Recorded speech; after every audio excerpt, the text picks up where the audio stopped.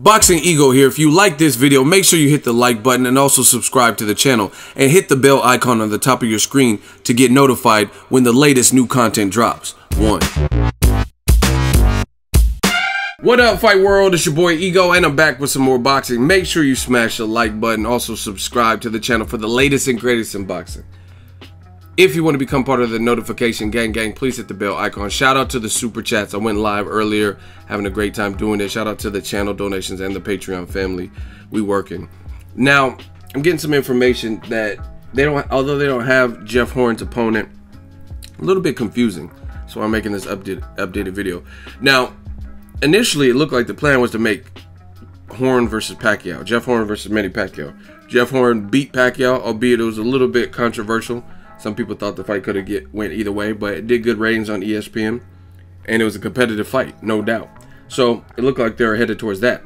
But then you started hearing things from Team Pacquiao. They were saying Pacquiao has senatorial duties, so he won't be able to make that date, and he's not fighting. And Jeff Horn's team was kind of like perturbed by it. And then Pacquiao did an interview on the radio, and he says, "No, I'm still down to fight Jeff Horn, but not in Australia. I want to fight him in my hometown or my homeland of the Philippines." So I don't know what the deal is, but now the information is I was hearing Jesse Vargas was an opponent. I was hearing Lamont Peterson, and now I'm hearing that Bradley Skeete. Oh, Skeet, yeah. Bradley Skeete is a person of interest for Jeff Horn. Now on my channel, very transparent. I just speak my truth, what I see. And honestly, the WBO, it seems like something's up with the WBO. From like some people that have had their belts, like Demetrius Andre, Rigondeaux, they get stripped really quickly. Then there's weird fights that are made.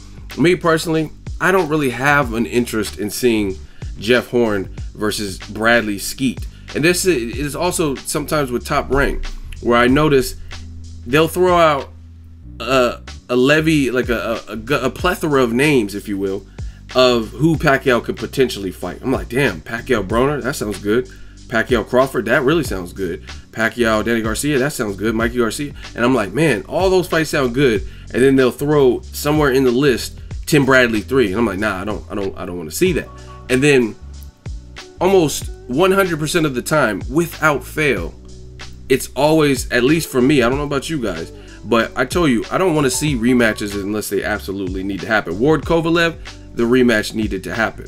Broner Garcia, to me, a rematch doesn't need to happen. And if it does, it could be later down the line. You know what I'm saying? Like Broner gets some solid wins and Mike Garcia is still doing good. You guys meet back in the middle. But for immediate rematches and stuff, that's what it is. And I've noticed this trend with Top Rank, especially with Pacquiao.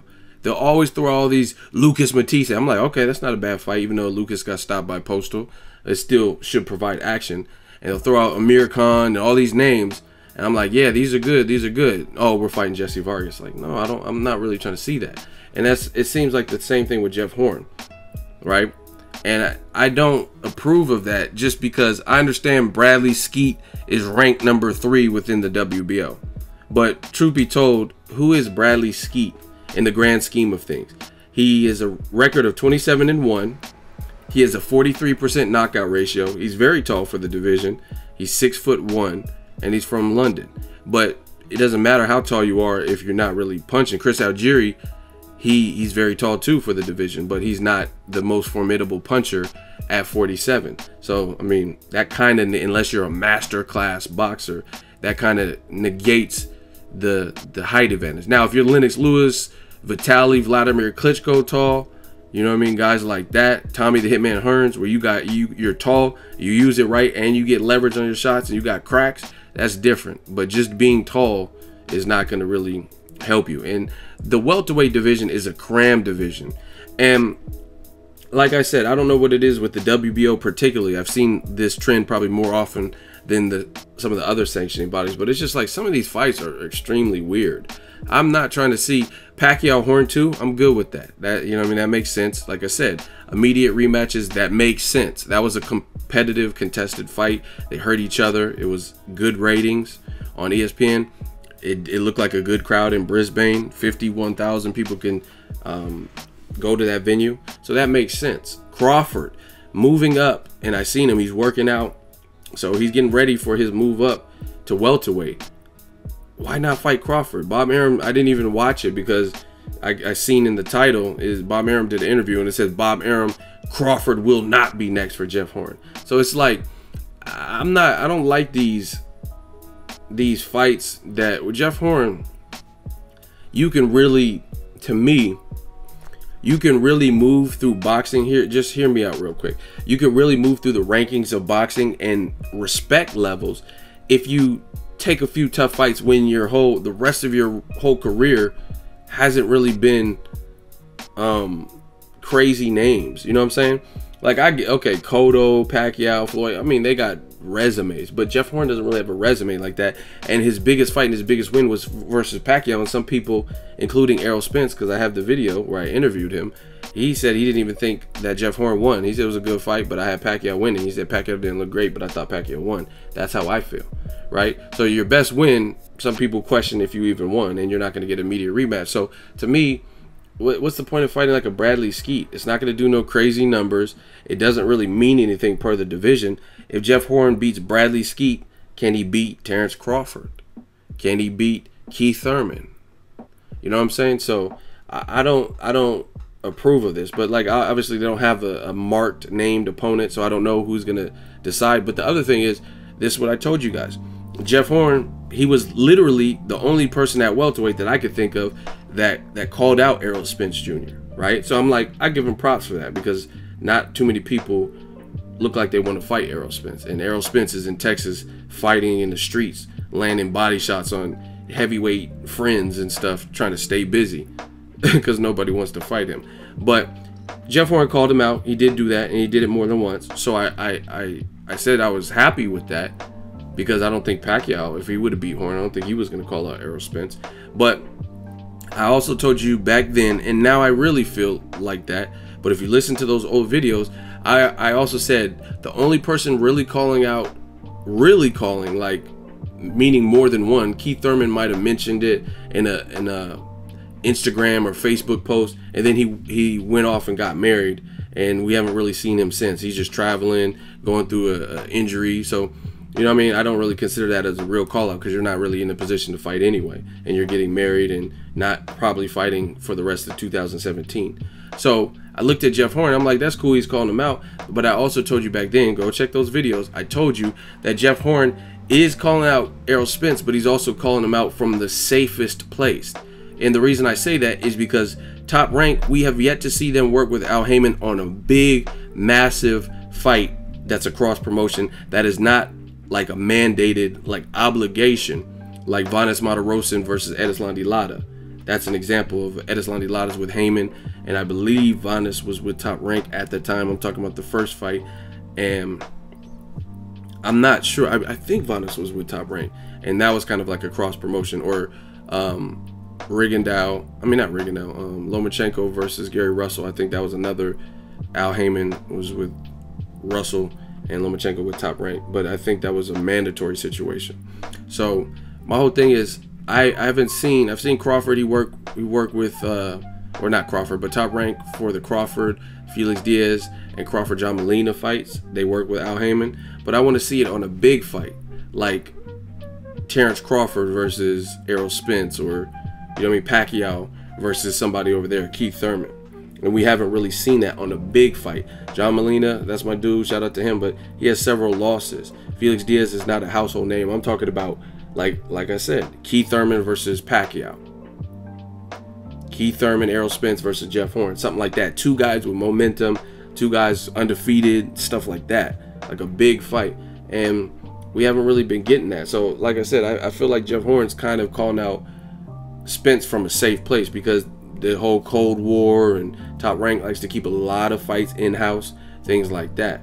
You know what I mean? Or other promoters not really with PBC, at least for the big fights until otherwise proven. So, I mean, I think it's a shame if Jeff Horn fights Bradley Skeete. Like I said, I understand he's ranked. I don't know how they come up with the rankings. I don't see who this Bradley Skeete with a 27-1 record. I don't see how he's ranked number 3 when you have, like, where's Danny Garcia? You know what I'm saying? He has one loss too, but he has a way better resume. Go look through Bradley Skeete's resume. Dale Evans, Shane Singleton, John Thane, Alexandre Lepelle, Sam Eggington. That's like the only name that I really even recognize on here. Oh, and Frankie Gavin. But who's Frankie Gavin? Somebody Kell Brook destroyed and Leonard Bundu beat. You know what I'm saying? But you won't notice most of the names. So it's just like, I don't even know how the rankings work. I'm trying to see quality fights. This is such a stacked division. Why not make unifications? Why not make good fights? Why not Terence Crawford? I thought that was a dead ringer. Okay, Pacquiao, I understand he doesn't want to fight in Australia again or whatever. But shit, offer Crawford the right amount of money. He's already moving up to welterweight. He said he wanted to fight Keith Thurman for a title. Why not fight someone on your side, on the top rank side of things, the Duco events side of things, right?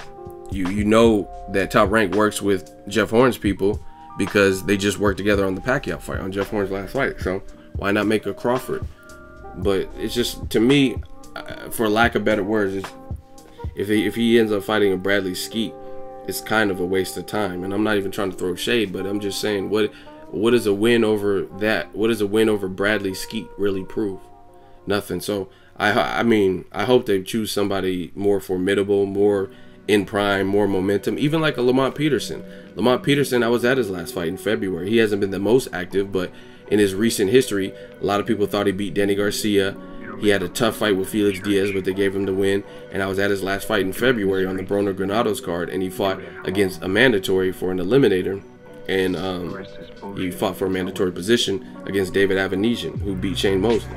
So Lamont Peterson has some good momentum right now. And then aside from that, he's been in there with Victor Ortiz, Lucas Matisse, and Amir Khan, people like that. Who's Bradley Skeete really fought? So I would much rather see that. Even Jesse Vargas. I'm not even saying that Jeff Horn versus Vargas is my #1 fight, but I would rather see Jesse Vargas than Bradley Skeete, despite where Jesse Vargas is ranked, just because I know what Jesse Vargas brings to the table. He's also tall for the division. He's game as fuck. He just fought Pacquiao. See how he bounces back from that loss and that experience. I did an interview with him, and he broke down what Pacquiao did very well. Check that on the channel. He hurt Tim Bradley, shared the ring with him for 12 rounds. You know what I mean? Been in there with Josecito Lopez. He beat Khabib Alikverdi, very tough fight. So, I mean, Jesse Vargas has a better resume. So, I hope this Bradley Skeete fight doesn't come off. Let me know what you guys think. But it looks like a way to stall and like try to grow Jeff Horn and make him look like, you know what I'm saying? You gotta, his resume is not really adequate. So, you know what I mean? I think he has to get some notable names. And I mean, no shade to anybody, but Lamont Peterson, he's only one fight in the welterweight division, so I can't even say he's the #1 guy. You know what I'm saying? I can't even say he's top 3 because he only has one fight against a David Avanesian. But yet and still, that would still be a very good fight for Jeff Horn. You know what I mean? Jeff Horn, maybe he could beat Lamont Peterson. Peterson's been stopped. He got stopped by Matisse, and he got hurt or dropped by Amir Khan. You know what I mean? So that would be a good for shit. Amir Khan, Jeff Horn is a good fight. I just want to, for such a stacked division, Jeff Horn is 29 years old, almost 30. You just got a belt. And like I said, I understand, okay, coming off a tough Pacquiao fight, maybe you don't go into the Errol Spence fight, even though he called him out. But you're a champion. So, like, you know what I mean? Let's see you fight some guy that we all know and recognize. We know what they do, what they bring to the table. Bradley Skeete doesn't do that for me. Let me know your thoughts. I will keep you guys updated when his opponent is announced. That's just my thoughts. Drop your thoughts in the comment section. Make sure you smash the like button as always. Hate, comment, and subscribe. Till next video, is Ego signing off. So if you enjoyed this video and want more content like this on the channel, you can show your appreciation by going to the PayPal donate button or the YouTube support button, and you can donate any amount that you feel is equivalent to the value of this video. Much more to come. Thank you guys for your support. Boxingego, the future of boxing.